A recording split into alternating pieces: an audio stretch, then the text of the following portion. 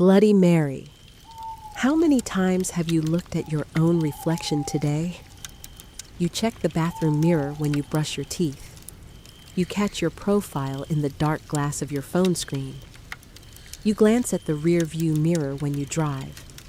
We are surrounded by glass, constantly assuring ourselves that we are still here and that the world behind us is exactly as it should be. But humans didn't always have mirrors. For most of our history, the only way to see your own face was to stare into a pool of dark, still water. And our ancestors believed that a reflection wasn't just bouncing light.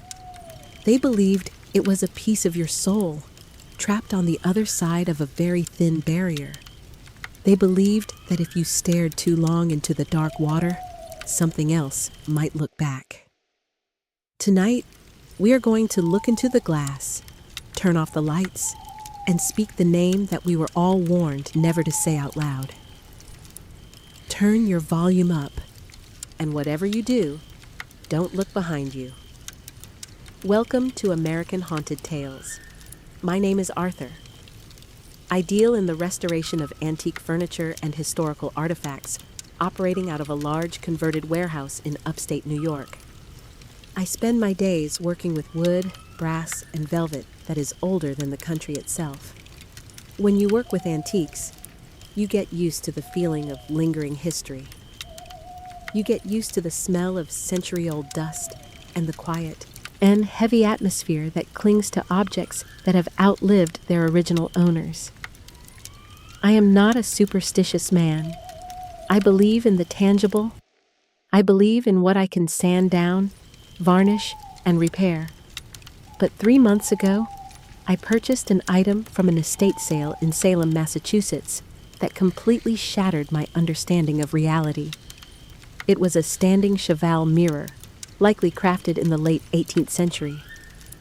The frame was carved from solid, blackened mahogany on depicting twisting vines and what looked like weeping willow branches.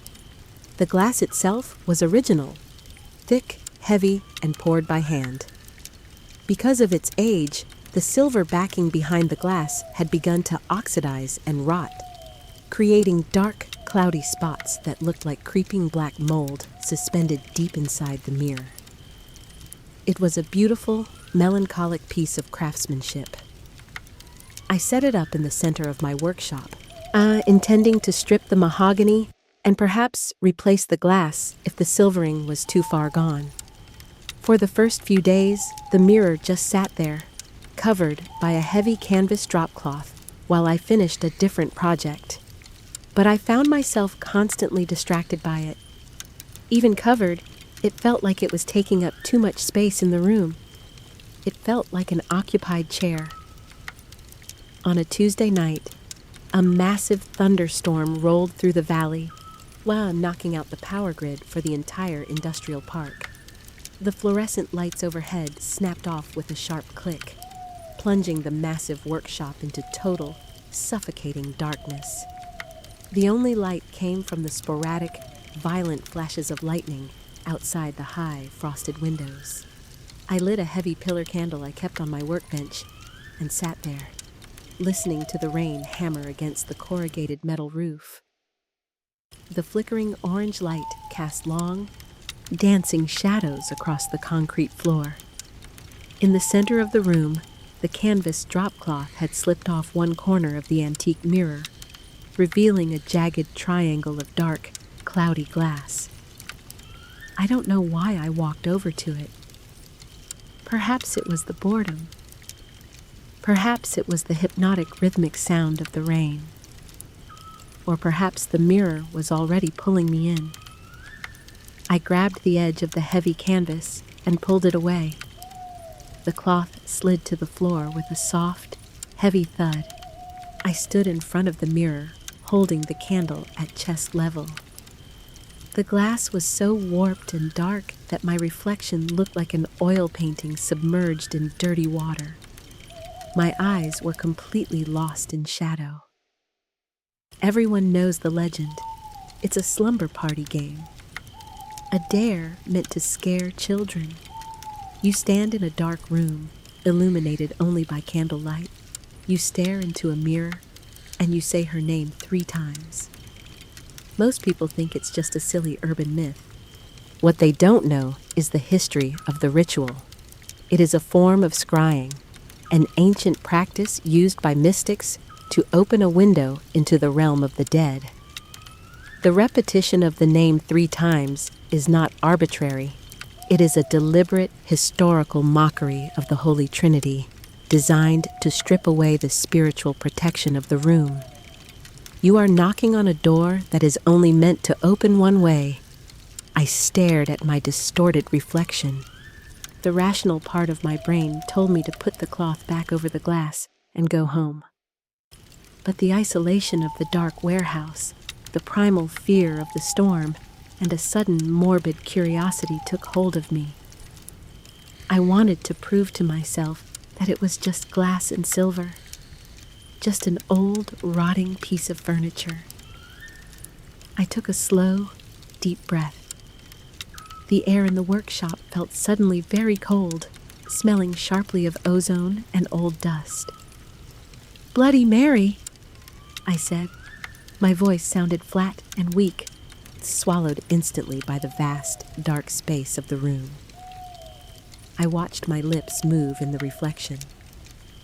Nothing happened. The thunder rolled outside. I felt incredibly foolish, a grown man playing a child's game in an empty building. But I had started it, and the compulsion to finish the sequence was overwhelming. "Bloody Mary," I said, a little louder this time. The flame of the candle flickered violently, though there was no draft in the sealed workshop. Hot wax dripped onto my knuckles, stinging my skin. I leaned closer to the glass. My reflection leaned in with me. "Bloody Mary." The final utterance left my mouth. I stood perfectly still, my heart hammering a frantic, heavy rhythm against my ribs. I stared into the dark, warped glass, waiting for a ghostly face to appear over my shoulder, waiting for the mirror to shatter, waiting for something, anything, to happen. 10 seconds passed, then 20. The rain continued to drum on the roof. My reflection just stared back at me, holding the candle, looking tired and foolish. I let out a long, shaky exhale, blowing out the candle in the process. The room plunged back into pitch black. I chuckled softly to myself in the dark, feeling a wave of relief wash over me. It was just a story. Just a stupid, harmless story. I grabbed my keys, locked the workshop, and drove home in the rain. I thought the ritual was a failure. I didn't realize that I hadn't summoned her into the room. I had summoned her to the glass, and I had given her my face. The first sign that something had gone terribly wrong happened 3 days later. I was at my apartment, getting ready for the day. I walked into my bathroom, flipped the bright fluorescent vanity lights on, and leaned over the sink to splash cold water on my face. When I stood up and reached for a towel, I glanced in the bathroom mirror. Something was wrong. It was a subtle, almost imperceptible delay. When I reached my right hand up to grab the towel off the rack, the reflection of my hand seemed to hesitate for a fraction of a microsecond before mimicking the movement. It was like watching a television broadcast with a slight, terrible lag. I froze, the towel pressed against my wet face. I lowered the towel slowly. In the mirror, my reflection lowered the towel just a heartbeat behind me. My stomach dropped into a sickening freefall. I stared into my own eyes in the glass. They looked identical to mine, but there was a profound, suffocating emptiness behind them. It didn't feel like I was looking at light bouncing off a silver backing. It felt like I was looking at an exact, 3-dimensional replica of my bathroom, constructed on the other side of a window, occupied by something wearing my skin. I backed out of the bathroom slowly, never taking my eyes off the mirror. The reflection backed away with me, perfectly mimicking my terrified expression. But the lag was undeniable. I spent the rest of the weekend avoiding every reflective surface in my apartment. I closed my laptop so I couldn't see my face in the black screen. I drew the curtains over the windows so I couldn't catch my reflection in the nighttime glass. I draped a heavy bedsheet over the large mirror in my bedroom. But you can't escape mirrors. They are everywhere. They are in the metallic sheen of the toaster. They are in the glass of framed photographs. They are in the curved, dark surface of a turned-off television. On Sunday night, the auditory hallucinations began. I was lying in bed, staring at the ceiling. My bedroom plunged into total darkness. The sheet covering my standing mirror hung heavy and still in the corner of the room.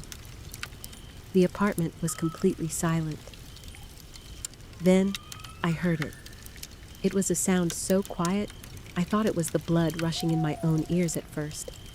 But as I held my breath and focused, the sound crystallized. It was a soft, rhythmic tapping. Tap, tap, tap. It sounded like a fingernail gently striking solid glass. I sat up slowly, my heart pounding so hard my vision blurred. I looked toward the corner of the bedroom. The bedsheet draped over the mirror was entirely motionless. Tap, tap, tap. It was coming from behind the sheet. It was coming from inside the mirror. "Who's there?" I choked out, the darkness pressing in on me from all sides. The tapping stopped immediately. A heavy, suppressive silence rushed back into the room. But it wasn't an empty silence. It was the breathless, attentive silence of someone waiting in the dark. And then, a sound came from the corner of the room that made my blood run absolutely cold. It was the sound of fabric sliding against glass. Slowly, deliberately, the heavy bedsheet covering the mirror began to slip downward. I watched, paralyzed with pure, unadulterated terror, as the white fabric pooled onto the floor, exposing the tall, dark rectangle of the mirror to the room. The moonlight from the street lamp outside bled through the edges of my curtains, casting a faint, pale beam across the glass. I looked into the mirror from my bed. The reflection of my bedroom was there. The bed was there. The pillows were there. But my reflection was not sitting on the bed. The bed in the mirror was empty. I was sitting in my physical room, staring at the glass, but the mirror was completely ignoring my existence. Instead, standing in the far, dark corner of the reflected bedroom, a corner that was completely empty in the real world, was a figure. It was a woman. She was facing away from me, her head bowed, her long, dark, tangled hair cascading down her back. She was wearing a dress that looked ancient, the fabric rotting and heavily stained with massive dark patches that looked black in the moonlight. I couldn't breathe. I couldn't move. I was trapped in the gravity of the impossible. Slowly, with a sickening, disjointed, mechanical twitch, the figure in the mirror began to turn her head toward me. Gemini said the movement was entirely unnatural. It didn't look like bone and muscle working together. It looked like heavy, dead weight being dragged by an invisible string. I heard the sickening, wet sound of her neck joints cracking, echoing not in the physical room, but vibrating directly inside my own skull. When her face finally came into the pale, narrow beam of moonlight, my mind actively tried to shut down. It rejected the visual information. She didn't have a face in any human sense of the word.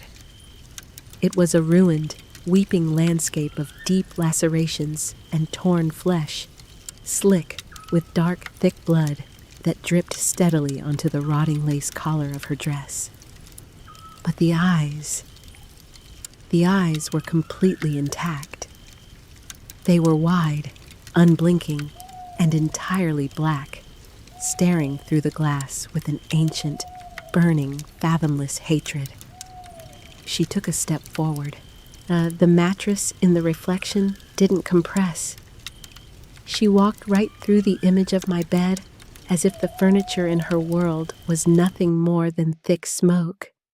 She moved with a slow, gliding, predatory grace, closing the distance between the dark corner of the reflected room and the silver-backed glass of the mirror. I couldn't scream. My vocal cords were completely paralyzed. I pushed myself backward against my own headboard, my hands gripping the sheets so hard my knuckles popped.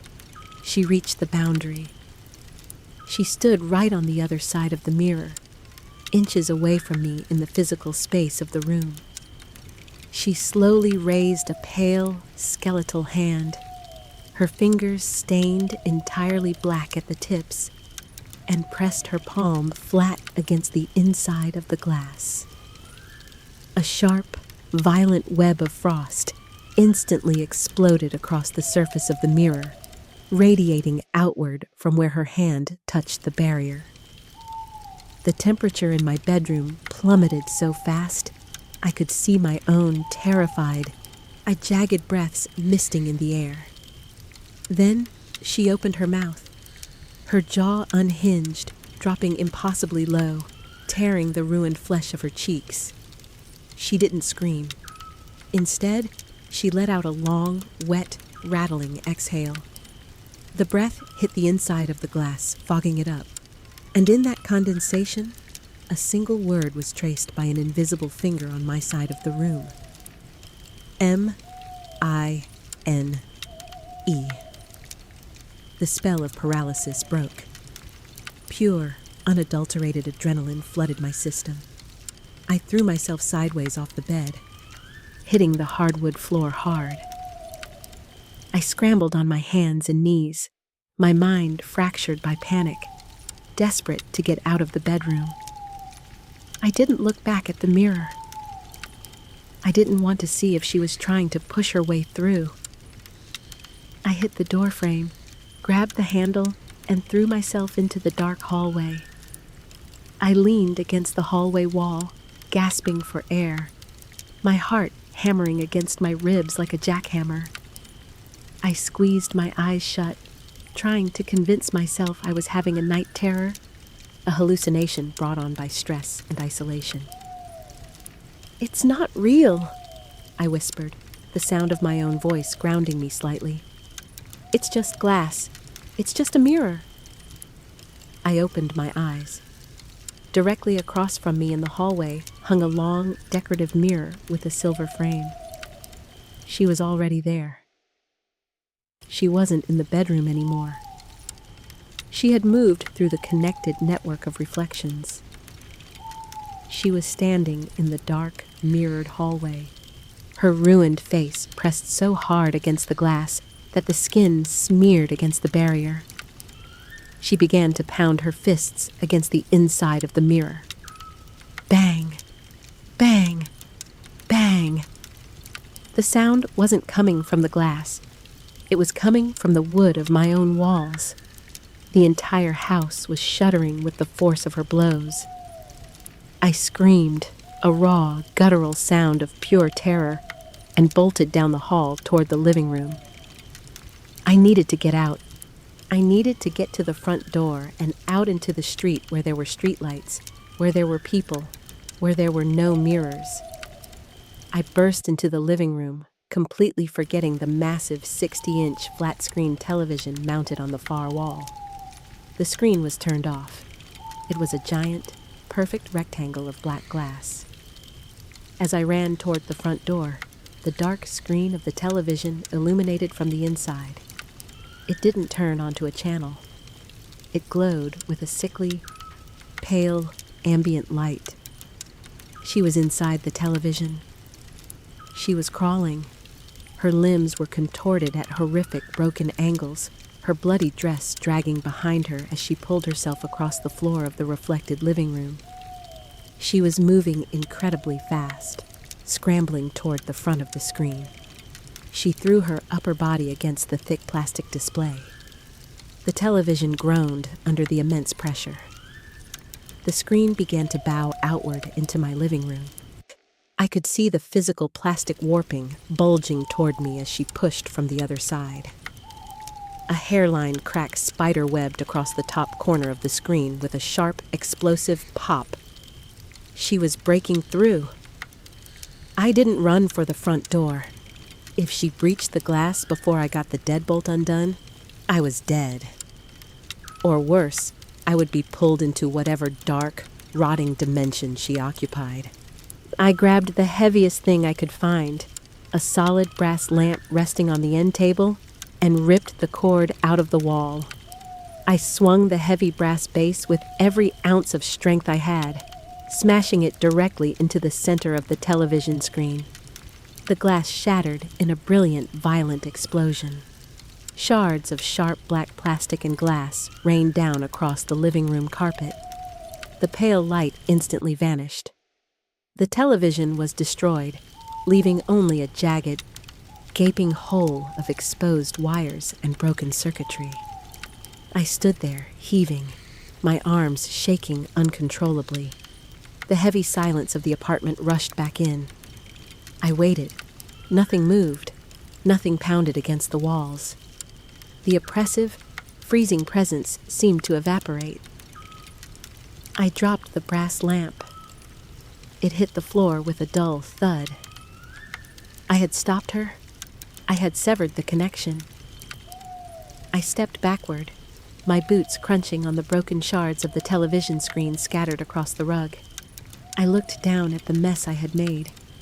There were hundreds of pieces of broken glass littering the floor, tiny, jagged fragments of reflection, and in every single shard, no matter how small, a tiny, bloody face was looking up at me. Hundreds of pairs of black, unblinking eyes watching me from the floor. Breaking the glass didn't destroy her. It just gave her 100 more doors. I didn't stay to see if they could crawl out. I bolted for the front door, ripped it open, and ran out into the freezing night air without my shoes, my wallet, or my coat. I ran until my lungs burned, until I reached a brightly lit, 24-hour diner 3 miles down the road. I sat in a booth with my head in my hands until the sun came up, terrified to even look at the reflection in my coffee spoon. I never went back to that apartment. I paid a moving company to box up my things, giving them strict instructions to smash every mirror, every picture frame, and every reflective surface before bringing the boxes to my new place. I sold the antique warehouse. I couldn't bear the thought of what might be lurking in the polished mahogany or the silver-backed glass of the artifacts. I live in a small, modern house now.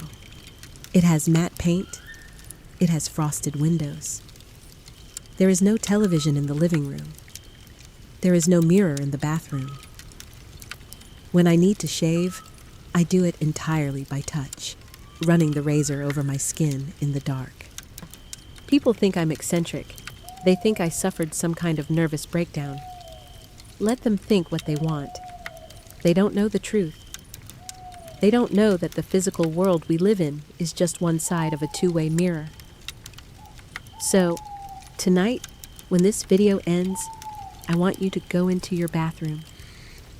I want you to look at your reflection. Pay very close attention to how it moves. Does it blink exactly when you blink? Does it lower its arm exactly when you do? Or is there a delay, a fraction of a second where the reflection is making its own choices? If you notice a lag, don't scream, don't run.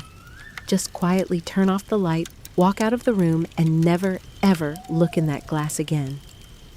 Because she is waiting.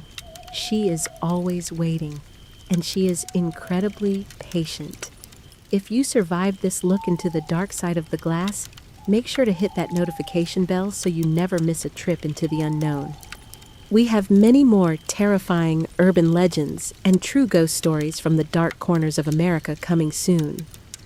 Don't forget to subscribe to American Haunted Tales to support the channel and keep the campfire burning. Every subscription helps us bring these forgotten nightmares to light. You have been listening to American Haunted Tales. Stay safe, stay curious, and whatever you do, don't turn around in the dark. Thank you for watching.